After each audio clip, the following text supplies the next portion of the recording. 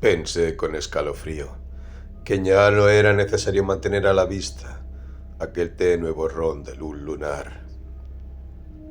Me debatía entre el deseo de huir y una mezcla febril de ardiente curiosidad y fatalidad impulsora. ¿Qué había sido de aquella monstruosa megalópolis de antaño en los millones de años transcurridos desde la época de mis sueños? De los laberintos subterráneos que habían subyacido a la ciudad y unido todas las torres de titanes. ¿Cuánto había sobrevivido aún a los retorcimientos de la corteza terrestre? Había dado con todo un mundo enterrado de impío arcaísmo. Podría encontrar aún la casa del maestro de escritura y la torre donde Shaga, la mente cautiva de los carnívoros vegetales de cabeza estrellada de la Antártida, había cincelado ciertas imágenes en los espacios en blanco de las paredes. El pasadizo del segundo nivel hacia abajo, hacia la sala de las mentes extraterrestres, seguiría siendo transitable. En esa sala, la mente cautiva de una entidad inverosímil, un habitante medio plástico del interior hueco de un desconocido planeta transplutoniano 18 millones de años en el futuro, había guardado cierta criatura que había modelado en arcilla. Cerré los ojos y me llevé la mano a la cabeza en un vano y lastimoso esfuerzo por alejar de mi conciencia aquellos fragmentos de ensueño. Entonces, por primera vez, sentí agudamente el frescor, el movimiento y la humedad del aire circundante. Estremeciéndome, comprendí que una vasta cadena de negros golfos muertos durante eones debía de estar bostezando en algún lugar más allá y por debajo de mí. Pensé en las espantosas cámaras, corredores e inclinaciones que recordaba de mis sueños. Estaría aún abierto el camino hacia los archivos centrales. Una vez más, la fatalidad me atormentaba insistentemente al recordar los impresionantes registros que una vez estuvieron encerrados en aquellas bóvedas rectangulares de metal oxidado. Allí, decían los sueños y las leyendas, había reposado toda la historia, pasada y futura, del continuo espacio-tiempo cósmico, escrita por mentes cautivas de todos los orbes y todas las épocas del sistema solar. Una locura, desde luego, pero no me había tropezado ahora con un mundo nocturno tan loco como yo. Pensé en las estanterías metálicas cerradas y en los curiosos pomos que había que girar para abrirlas. El mío propio acudió vívidamente a mi conciencia. ¿Cuántas veces había pasado por aquella intrincada rutina de giros y presiones variadas en la sección de vertebrados terrestres del nivel más bajo? Cada detalle me resultaba fresco y familiar. Si existiera la bóveda que había soñado, podría abrirla en un momento. Fue entonces cuando la locura se apoderó de mí por completo.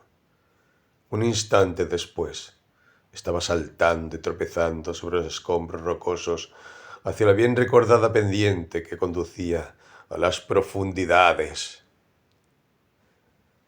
Capítulo 7.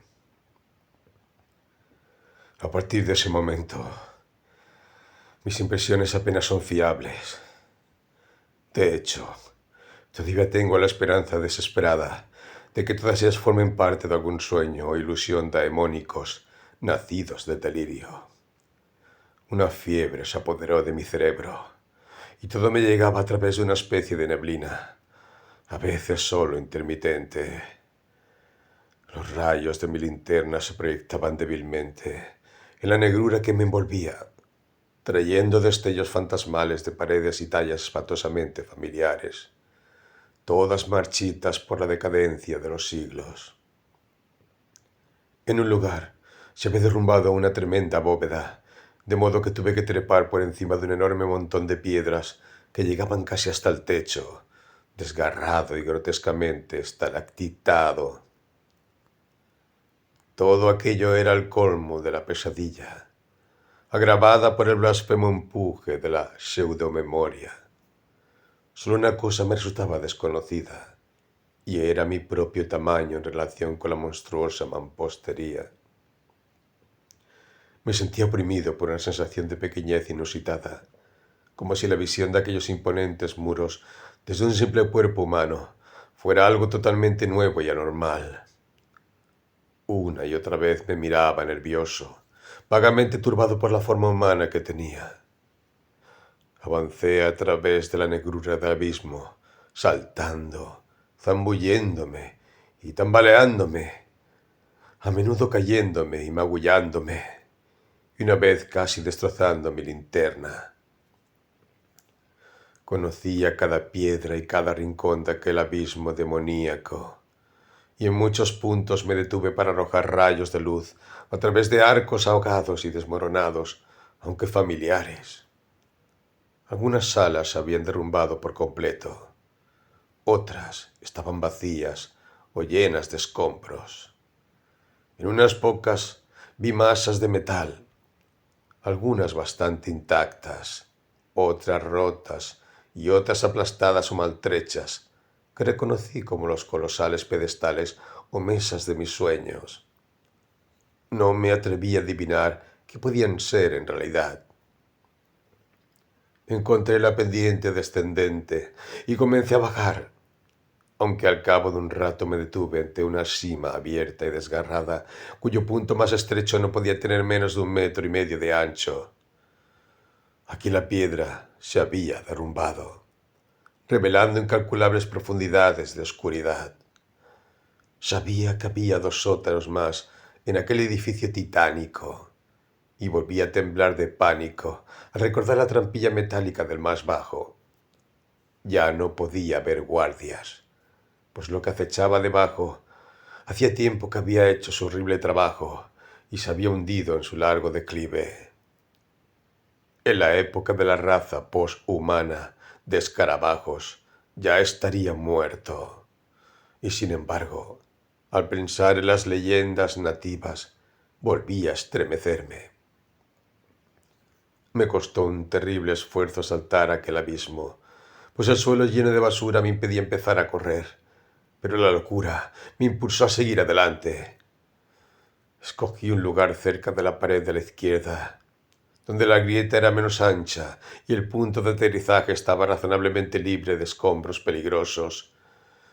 Y después de un momento frenético, llegué al otro lado con seguridad. Por fin, al llegar al nivel inferior, pasé junto al arco de la sala de máquinas, en cuyo interior había fantásticas ruinas de metal medio enterradas bajo bóvedas caídas.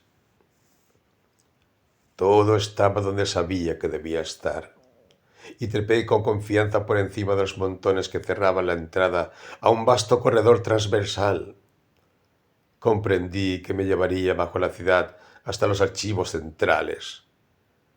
A medida que avanzaba, saltando y arrastrándome por aquel pasillo lleno de escombros, me parecía que transcurrían siglos interminables. De vez en cuando podía distinguir tallas en las paredes manchadas por el paso del tiempo, algunas familiares, otras aparentemente añadidas desde la época de mis sueños.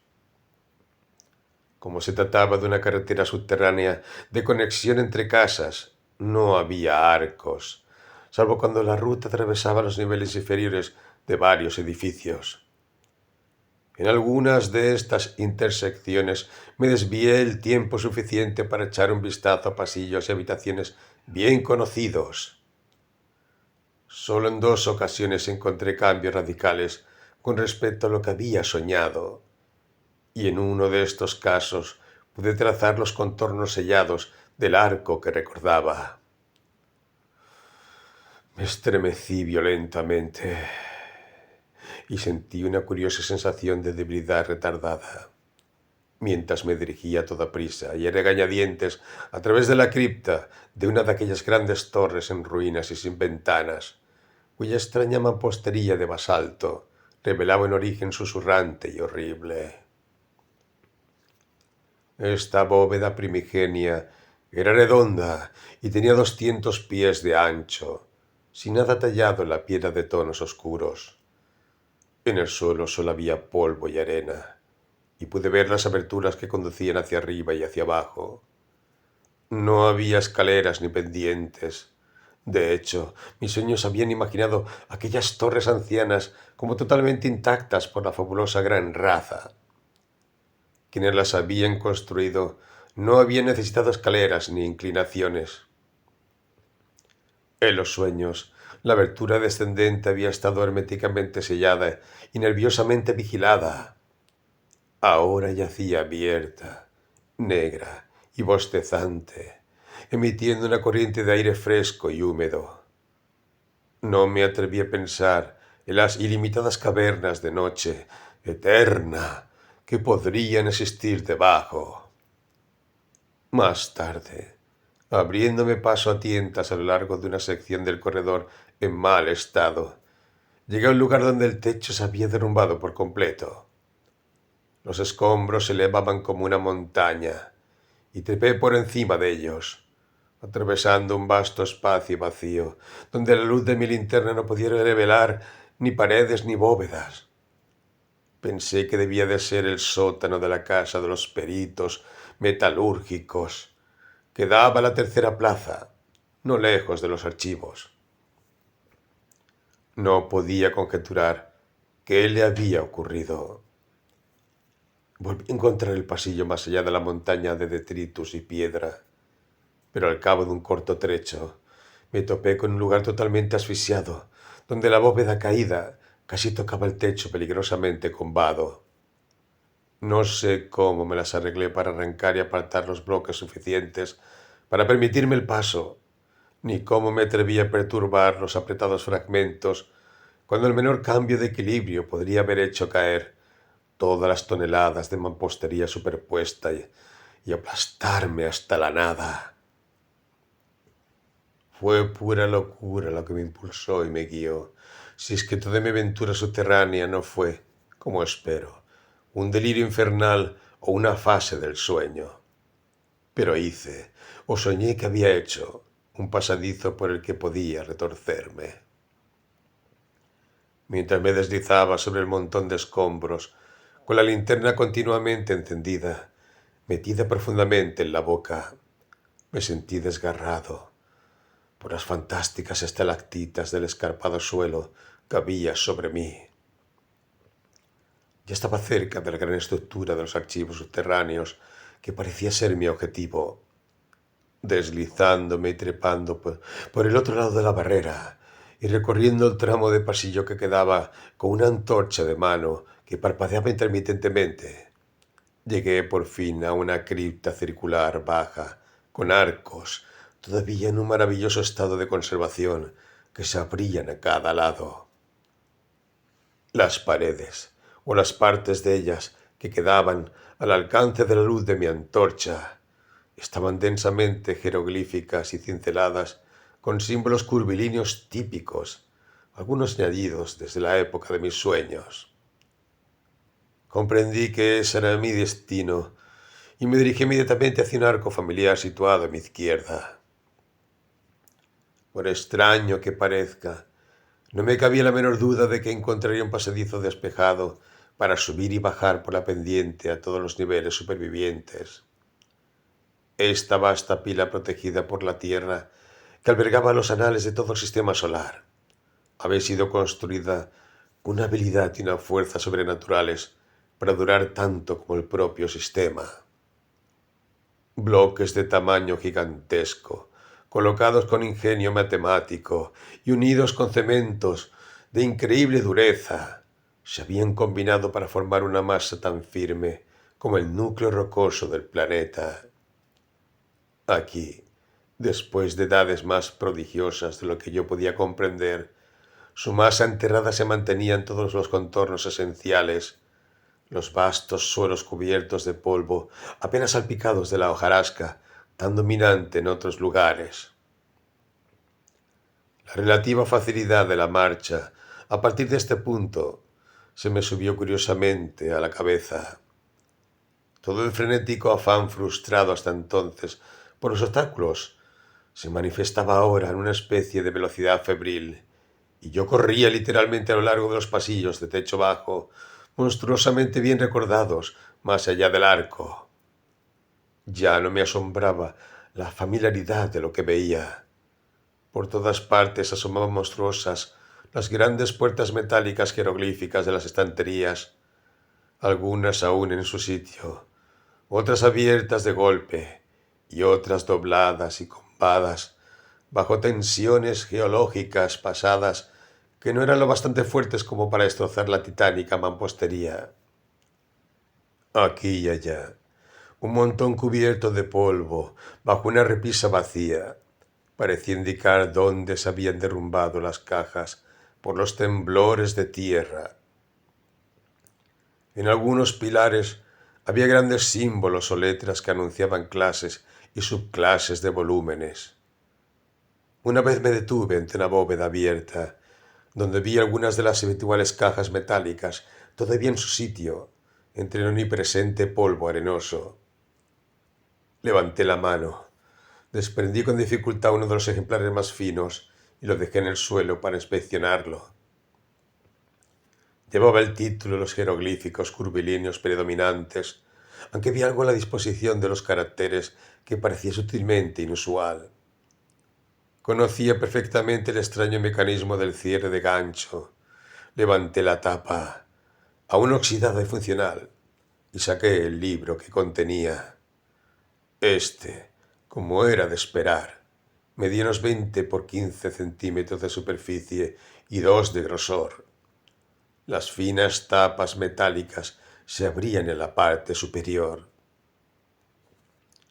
Sus resistentes páginas de celulosa no parecían afectadas por los innumerables ciclos de tiempo que habían atravesado, y estudié las letras del texto, extrañamente pigmentadas y dibujadas a pincel. Símbolos distintos de los jeroglíficos curvos habituales, o de cualquier alfabeto conocido por la erudición humana, con un recuerdo inquietante y medio despierto. Se me ocurrió que era el lenguaje utilizado por una mente cautiva que había conocido ligeramente en mis sueños. Una mente de un gran asteroide en el que había sobrevivido gran parte de la vida arcaica y la sabiduría del planeta primigenio del que formaba un fragmento. Al mismo tiempo, recordé que este nivel de los archivos estaba dedicado a volúmenes que trataban de los planetas no terrestres. Cuando dejé de hojear aquel increíble documento, vi que la luz de mi linterna empezaba a fallar, por lo que introduje rápidamente la batería adicional que siempre llevaba conmigo. Luego, armado con la luz más potente, reanudé mi febril carrera a través de interminables marañas de pasillos y corredores, reconociendo de vez en cuando algún estante familiar y vagamente molesto por las condiciones acústicas que hacían que mis pisadas resonaran incongruentemente en aquellas catacumbas. Las huellas de mis zapatos en el polvo milenario me hacían estremecer. Nunca antes, si es que mis locos sueños tenían algo de verdad, habían pisado pies humanos aquellos pavimentos inmemoriales. Mi mente consciente no tenía ninguna pista sobre el objetivo concreto de mi loca carrera. Había, sin embargo, alguna fuerza de potencia maligna que tiraba de mi aturdida voluntad y de mis recuerdos enterrados, de modo que vagamente sentí que no corría al azar. Llegué a una pendiente descendente y le seguí hasta profundidades cada vez más mayores. Los suelos pasaban ante mí mientras corría, pero no me detuve a explorarlos. En mi torbellino cerebral había empezado a latir cierto ritmo que hizo que mi mano derecha se moviera al unísono. Quería abrir algo y sentí que conocía todos los intrincados giros y presiones necesarios para hacerlo. Sería como una caja fuerte moderna con cerradura de combinación. Sueño o no, alguna vez lo había sabido y aún lo sabía. No intenté explicarme cómo un sueño o un fragmento de leyenda absorbido inconscientemente podía haberme enseñado un detalle tan minucioso, tan intrincado y tan complejo. Estaba más allá de todo pensamiento coherente, pues no era toda esa experiencia, esta espantosa familiaridad con un conjunto de ruinas desconocidas y esta identidad monstruosamente exacta de todo lo que tenía ante mí, con lo que sólo los sueños y retazos de mitos podían haber sugerido, un horror más allá de toda razón. Probablemente era mi convicción básica entonces, como lo es ahora, durante mis momentos más cuerdos, que no estaba despierto en absoluto y que toda la ciudad enterrada era un fragmento de alucinación febril. Finalmente, llegué al nivel más bajo y me desvié a la derecha de la pendiente. Por alguna sombría razón intenté suavizar mis pasos, aunque con ello perdí velocidad. Había un espacio que temía cruzar en este último piso, profundamente enterrado. Al acercarme, recordé qué era lo que temía en aquel espacio. No era más que una de las trampillas con barrotes metálicos y estrechamente vigiladas. Ahora no habría guardias, y por eso temblé y me puse de puntillas, como había hecho al atravesar aquella bóveda de basalto negro donde se había abierto una trampilla similar. Sentí una corriente de aire frío y húmedo, como la que había sentido allí, y deseé que mi rumbo tomara otra dirección. No sabía por qué tenía que tomar el rumbo que estaba tomando. Cuando llegué al espacio, vi que la trampilla se abría de par en par. Más adelante, las estanterías comenzaban de nuevo y vislumbré en el suelo, ante una de ellas, un montón muy poco cubierto de polvo, donde había caído recientemente varias cajas. Al mismo tiempo, una nueva oleada de pánico se apoderó de mí, aunque durante algún tiempo no supe por qué.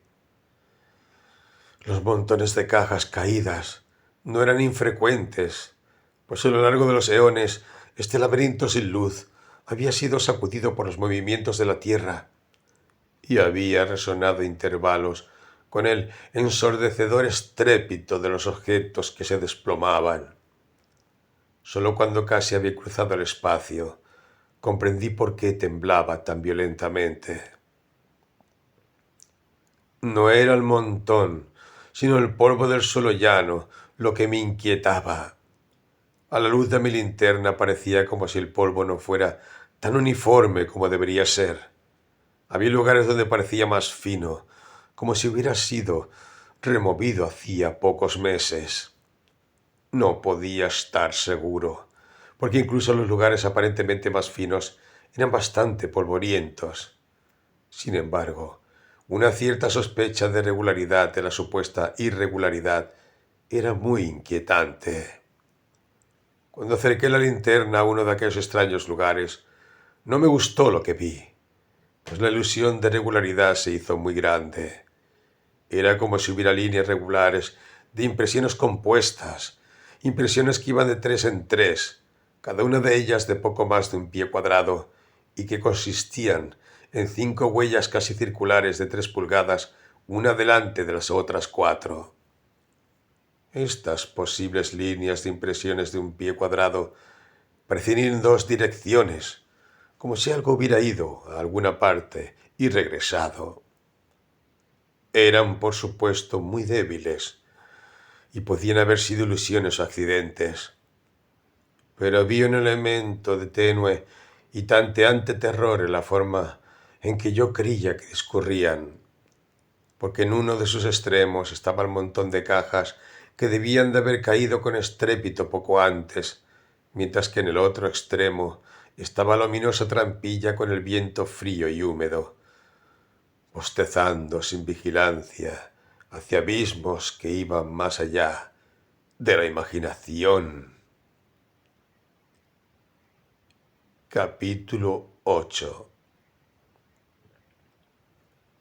Que mi extraña sensación de compulsión era profunda y abrumadora.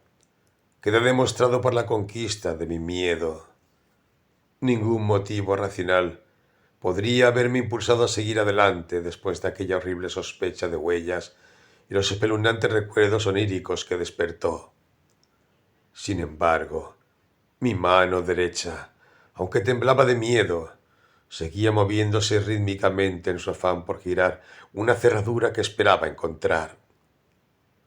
Antes de darme cuenta, ya había pasado el montón de maletas caídas y corría de puntillas por pasillos de polvo intacto, hacia un punto que me parecía conocer mórbida y horriblemente bien. Mi mente se hacía preguntas cuyo origen y relevancia apenas empezaba a adivinar. ¿Podría alcanzar el estante un cuerpo humano? ¿Podría mi mano humana dominar todos los movimientos eónicos de la cerradura? ¿Estaría la cerradura intacta y funcionaría? ¿Y qué haría? ¿Qué me atrevería a hacer con lo que, como empecé a darme cuenta, esperaba y temía encontrar? ¿Probaría la asombrosa verdad de algo más allá de la concepción normal o solo demostraría que estaba soñando? Lo siguiente que supe fue que había dejado de correr de puntillas y me había quedado inmóvil, mirando fijamente una hilera de estanterías jeroglíficas que me resultaban enloqueceramente familiares. Estaban en un estado de conservación casi perfecto, y solo 3 de las puertas de las inmediaciones se habían abierto de golpe. Mis sentimientos hacia aquellas estanterías son indescriptibles. Tan absoluta e insistente era la sensación de viejo conocido. Miraba hacia lo alto, a una hilera cercana a la cima y totalmente fuera de mi alcance, y me preguntaba cómo podría trepar para sacar el mayor provecho. Una puerta abierta a 4 filas del fondo me ayudaría, y las cerraduras de las puertas cerradas formaban posibles asideros para manos y pies. Agarraría la antorcha entre los dientes, como había hecho en otros lugares donde se necesitaban las 2 manos. Sobre todo, no debía hacer ruido. Sería difícil bajar lo que deseaba quitar, pero probablemente podría enganchar su cierre móvil en el cuello de mi abrigo y llevarlo como una mochila. De nuevo me pregunté si la cerradura estaría intacta.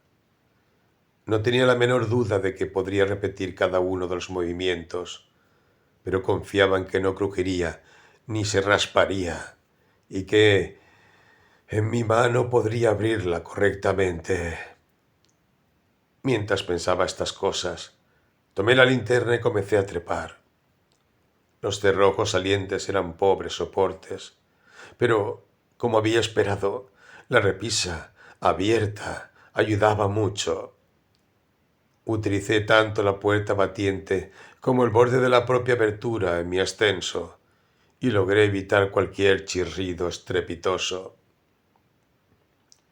En equilibrio sobre el borde superior de la puerta, e inclinado hacia mi derecha, pude alcanzar la cerradura que buscaba. Mis dedos, medio entumecidos por la escalada, estaban muy torpes al principio, pero pronto vi que eran anatómicamente adecuados, y el ritmo de la memoria era fuerte en ellos. De los desconocidos abismos del tiempo, los intrincados y secretos movimientos habían llegado de algún modo a mi cerebro con todo detalle. Pues después de menos de 5 minutos de intentarlo, se oyó un chasquido cuya familiaridad me sorprendió tanto más cuanto que no lo había previsto conscientemente.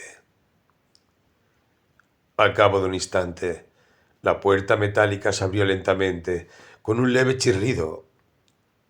Contemplé aturdido la hilera de cajas grisáceas, así expuestas, y sentí una tremenda oleada de una emoción totalmente inexplicable. Justo al alcance de mi mano derecha había una caja cuyos jeroglíficos curvados me hicieron estremecer con una punzada infinitamente más compleja que la del mero susto. Sin dejar de temblar, Logré desprenderlo en medio de una lluvia de copos arenosos y lo acerqué hacia mí sin ningún ruido violento. Como el otro maletín que había manejado, medía algo más de 20 por 15 pulgadas, con diseños matemáticos curvos en bajo relieve. Su grosor apenas superaba los 5 centímetros. La coloqué crudamente entre la superficie por la que subía y yo tanteé el cierre y finalmente liberé el gancho. Levanté la tapa, coloqué el pesado objeto a mi espalda y dejé que el gancho me sujetara el cuello. Ya con las manos libres, bajé torpemente al suelo polvoriento y me dispuse a inspeccionar mi premio. Arrodillado en el polvo arenoso, giré el maletín y lo apoyé frente a mí. Me temblaban las manos y temía sacar el libro que contenía casi tanto como deseaba, y me sentía obligado a hacerlo. Poco a poco había ido comprendiendo lo que debía encontrar, y esta comprensión casi paralizó mis facultades. Si la cosa estaba allí, y si yo no estaba soñando, las implicaciones serían totalmente insoportables para el espíritu humano.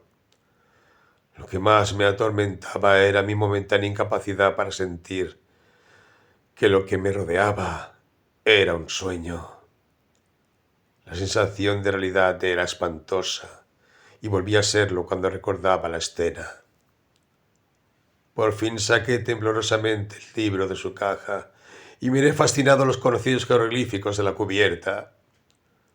Parecía estar en perfectas condiciones, y las letras curvilíneas del título me tenían casi totalmente hipnotizado, como si pudiera leerlas.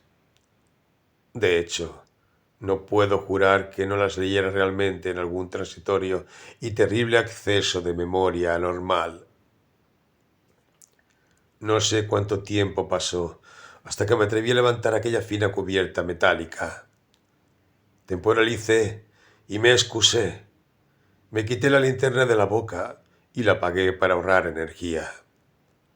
Luego, en la oscuridad, me armé de valor y finalmente levanté la tapa sin encender la luz. Por último, encendí la linterna sobre la página expuesta, esforzándome de antemano por suprimir cualquier sonido, sin importar lo que encontrara. Miré un instante y luego me desplomé. Sin embargo, apretando los dientes, guardé silencio. Me hundí por completo en el suelo y me llevé una mano a la frente en medio de la negrura que me envolvía. Lo que temía y esperaba estaba allí. O estaba soñando, o el tiempo y el espacio se habían convertido en una burla. Debía estar soñando, pero pondría a prueba el horror llevándome esto y enseñándoselo a mi hijo, si es que era una realidad. Mi cabeza se agitaba espantosamente, a pesar de que no había objetos visibles en la ininterrumpida penumbra que se remolinaran a mi alrededor. Ideas, imágenes del más crudo terror, excitadas por las vistas que mi mirada había abierto, empezaron a agolparse sobre mí y a nublar mis sentidos. Pensé en aquellas posibles huellas en el polvo y temblé al oír mi propia respiración. Una vez más encendí la luz y miré la página, como la víctima de una serpiente puede mirar los ojos y los colmillos de su destructor. Luego, con dedos torpes en la oscuridad, cerré el libro, lo puse en su recipiente y cerré la tapa y el curioso cierre de gancho. Esto era lo que debía llevar al mundo exterior, si realmente existía, si todo el abismo realmente existía, si yo y el mundo mismo realmente existíamos. No sé con certeza cuándo me puse en pie y emprendí el regreso. Se me ocurre, extrañamente, como medida de mi sensación de separación del mundo normal, que no miré ni una sola vez el reloj durante aquellas horribles horas bajo tierra, antorcha en mano y con el ominoso maletín bajo un brazo. Acabé caminando de puntillas, con una especie de pánico silencioso, más allá del abismo que daba corriente y de las huellas que me acechaban. Reduje mis precauciones a medida que subía por las interminables pendientes, pero no podía deshacerme de una sombra de aprensión que no había sentido en el viaje de bajada. Temía tener que volver a atravesar la negra cripta de basalto, más antigua que la propia ciudad, donde las frías corrientes de aire brotaban de profundidades desprotegidas. Pensé lo que la gran raza había temido y lo que aún podría estar acechando, aunque fuera tan débil y moribundo allí abajo. Pensé las huellas de los 5 círculos y lo que mis sueños me habían contado sobre ellas, y los extraños vientos y silbidos asociados a ellas. Y pensé los cuentos de los modernos compañeros negros, en los que se hablaba del horror de los grandes vientos y de ruinas subterráneas sin nombre. Por el símbolo de una pared tallada, supe cuál era la planta correcta para entrar. Y llegué por fin, después de pasar el otro libro que había examinado, al gran espacio circular con arcos que se ramificaban. A mi derecha, irreconocible de inmediato, estaba el arco por el que había llegado. Entré en él, consciente de que el resto de mi recorrido sería más difícil debido al estado de la mampostería del exterior del edificio del archivo. Mi nueva carga metálica me pesaba y cada vez me costaba más quedarme quieto mientras tropezaba entre escombros y fragmentos de todo tipo. Entonces llegué al montón de escombros que se elevaba hasta el techo y a través del cual había logrado abrirme paso. Mi temor a volver a abrirme paso era infinito, porque mi primer paso había hecho algo de ruido, y ahora, después de ver aquellas posibles huellas, temía el sonido por encima de todas las cosas. El caso, además, duplicaba el problema de atravesar la estrecha grieta. Pero trepé por la barrera lo mejor que pude y empujé el maletín por la abertura que tenía delante. Luego, con la antorcha en la boca, pasé yo mismo, con la espalda desgarrada como antes por las estalactitas. Cuando intentaba agarrar de nuevo el maletín, este cayó a cierta distancia delante de mí, por la pendiente de los escombros, haciendo un ruido molesto y despertando ecos que me hicieron sudar frío. Me lancé inmediatamente a por él y lo recuperé sin más ruido. Pero un instante después, el deslizamiento de los bloques bajo mis pies provocó un estruendo repentino y sin precedentes. El estruendo fue mi perdición, porque, falsamente o no, creí oír una terrible respuesta desde muy atrás de mí. Creí oír un sonido estridente y silbante, como ningún otro en la tierra, y más allá de cualquier descripción verbal adecuada. De ser así, lo que siguió tiene una sombría ironía, ya que de no ser por el pánico de esta cuestión, lo segundo podría no haber ocurrido nunca. Así las cosas, mi frenesí fue absoluto y sin alivio.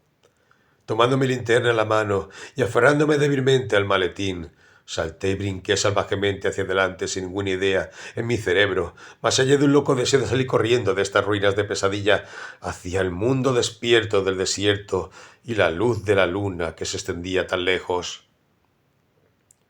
Apenas me di cuenta cuando llegué a la montaña de escombros que se alzaba la inmensa negrura más allá del techo derrumbado, y me magullé y corté repentinamente a trepar por la empinada pendiente de bloques y fragmentos irregulares. Entonces llegó el gran desastre. Justo cuando cruzaba a ciegas la cima, sin estar preparado para el repentino desnivel, mis pies resbalaron completamente y me vi envuelto en una avalancha de mampostería deslizante, cuyo estruendo de cañón dividió el aire de la negra caverna en una ensordecedora serie de reverberaciones que sacudieron la tierra. No recuerdo haber salido de aquel caos, pero un fragmento momentáneo de conciencia me muestra zambulléndome, tropezando y revolviéndome por el corredor entre el estrépito del maletín y la linterna que aún llevaba conmigo. Entonces, justo cuando me acercaba a la cripta de basalto que tanto temía, me sobrevino la locura total. Porque cuando se apagaron los ecos de la avalancha, se hizo audible una repetición de aquel espantoso silbido alienígena que creía haber oído antes. Esta vez no había duda, y lo que era peor, provenía de un punto, no detrás, sino delante de mí. Probablemente grité en voz alta. Tengo una imagen borrosa de mí mismo volando a través de la infernal bóveda de basalto de las criaturas más antiguas, y oyendo aquel maldito sonido extraterrestre que salía de la puerta abierta y desprotegida de las ilimitadas negruras inferiores. También había viento, no solo una corriente fresca y húmeda, sino una ráfaga violenta y decidida que eructaba salvaje y gélida desde aquel abominable abismo de donde procedía el obsceno silbido. Hay recuerdos de saltos y tambaleos sobre obstáculos de todo tipo, con aquel torrente de viento y sonido chillón creciendo momento a momento y apareciendo roscarse y retorcerse resueltamente a mi alrededor mientras golpeaba con maldad desde los espacios detrás y debajo. Aunque en mi retaguardia aquel viento tiene el extraño efecto de entorpecer mi avance en lugar de favorecerlo, como si actuara como un lazo lanzado a mi alrededor.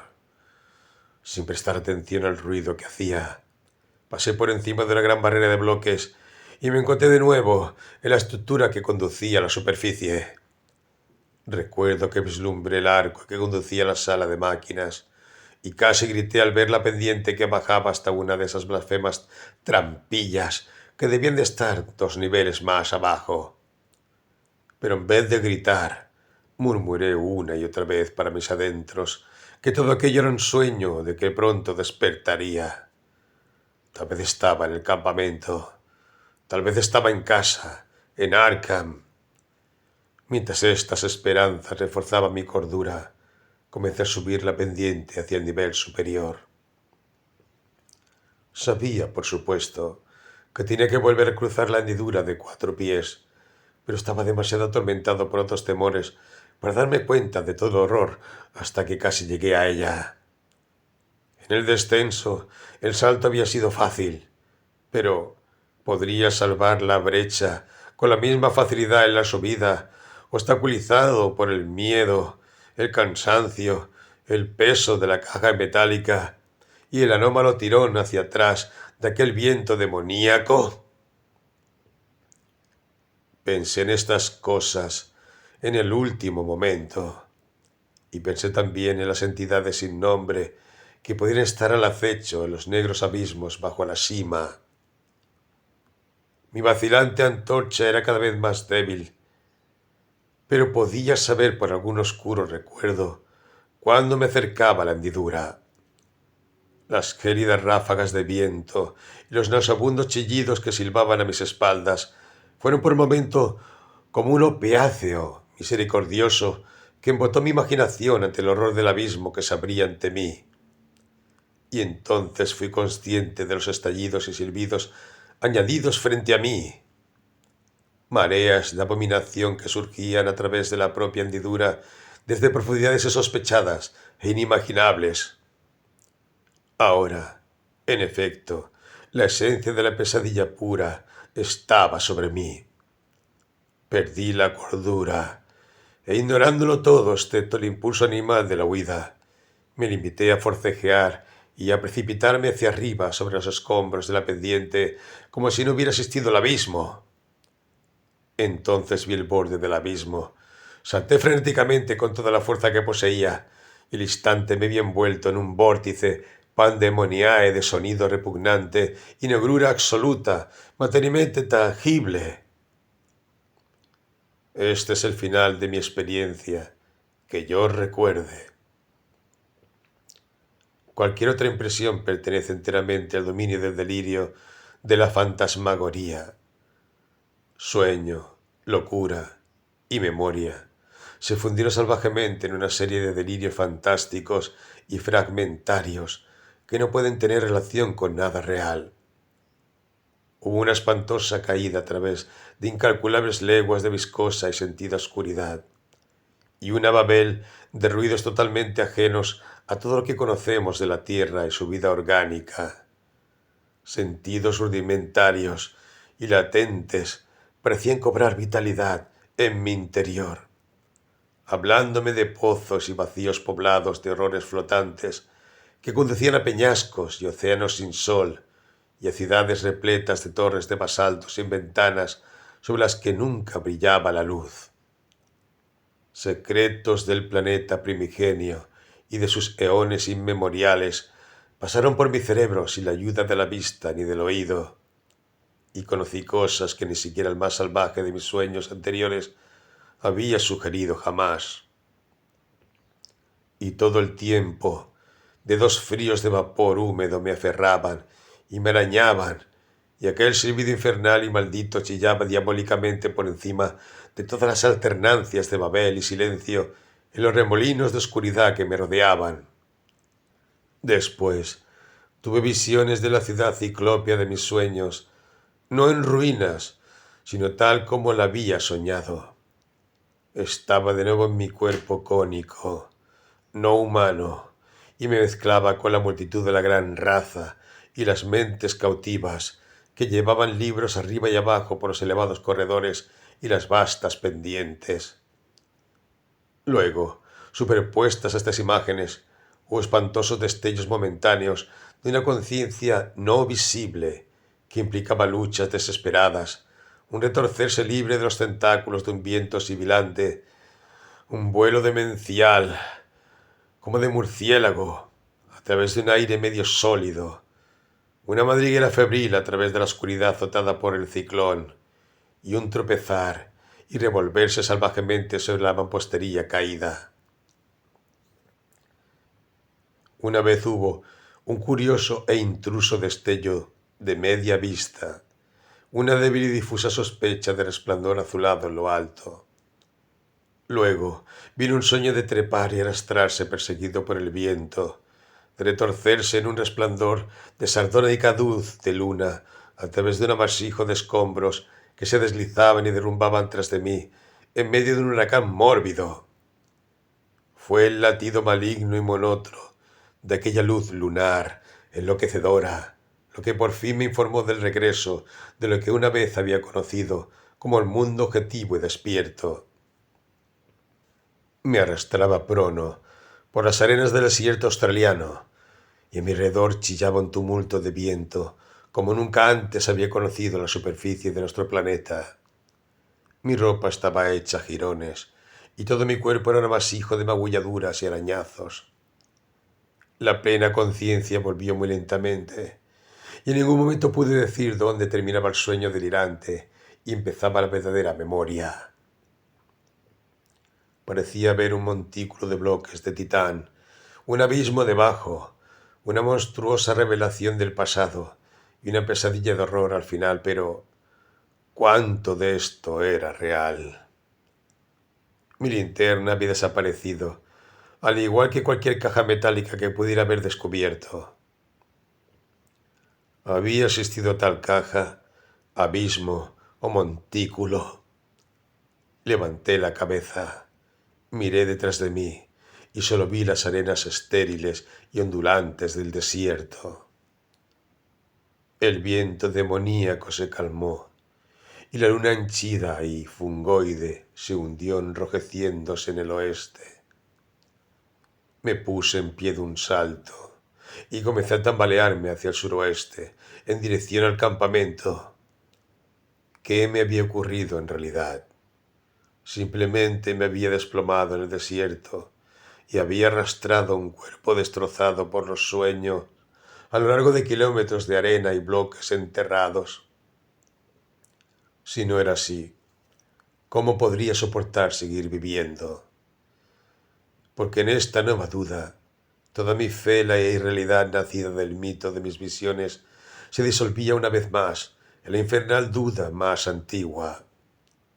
Si aquel abismo era real, entonces la gran raza era real, y sus blasfemos alcances y ataques en el vórtice del tiempo que abarcaba todo el cosmos no eran mitos ni pesadillas, sino una terrible realidad que destrozaba el alma.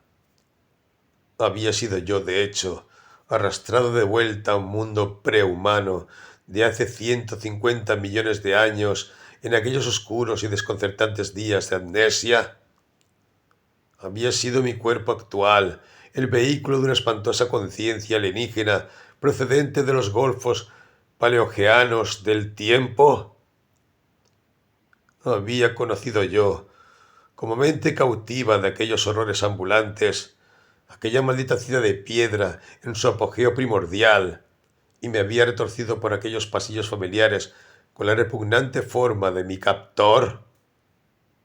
¿Acaso aquellos sueños atormentadores de más de 20 años eran fruto de recuerdos descarnados y monstruosos? Había hablado alguna vez con mentes de rincones inalcanzables del tiempo y el espacio, conocido los secretos del universo, pasados y futuros, y escrito los anales de mi propio mundo para las cajas metálicas de aquellos archivos titánicos. Y eran esos otros, esas chocantes cosas mayores de los vientos locos y las canalizaciones de los demonios, en realidad una amenaza persistente y acechante que espera y se debilita lentamente en los abismos negros mientras las diversas formas de vida arrastran sus cursos multimilenarios por la superficie envejecida del planeta. No lo sé. Si ese abismo y lo que yo sostenía eran reales, no hay esperanza. Entonces, con demasiada certeza, yace sobre este mundo del hombre una sombra burlona e increíble fuera del tiempo. Pero, misericordiosamente, no hay pruebas de que estas escenas sean otra cosa que fases recientes de mis sueños nacidos de mitos. No traje la caja metálica que habría sido una prueba, y hasta ahora no se han encontrado esos corredores subterráneos. Si las leyes del universo son bondadosas, nunca se encontrarán. Pero debo contarle a mi hijo lo que vi o creí ver y dejarle que use su juicio de psicólogo para calibrar la realidad de mi experiencia y comunicar este relato a los demás. He dicho que la terrible verdad que se esconde tras mis torturados sueños depende absolutamente de la actualidad, de lo que creí ver en aquellas ciclópeas ruinas enterradas. Me ha sido difícil, literalmente, consignar esta revelación crucial, aunque ningún lector pueda haber dejado de adivinarla. Por supuesto, estaba en aquel libro dentro de la caja metálica, la caja que saqué de su guarida entre el polvo de 1.000.000 de siglos. Ningún ojo había visto, ninguna mano había tocado ese libro desde la llegada del hombre a este planeta. Y sin embargo, cuando lo iluminé con mi antorcha en aquel espantoso abismo, vi que las letras extrañamente pigmentadas de las quebradizas páginas de celulosa de un marrón eónico no eran en realidad ningún jeroglífico sin nombre de la juventud de la Tierra. Eran, en cambio, las letras de nuestro alfabeto familiar, deletreando las palabras de la lengua inglesa con mi propia letra.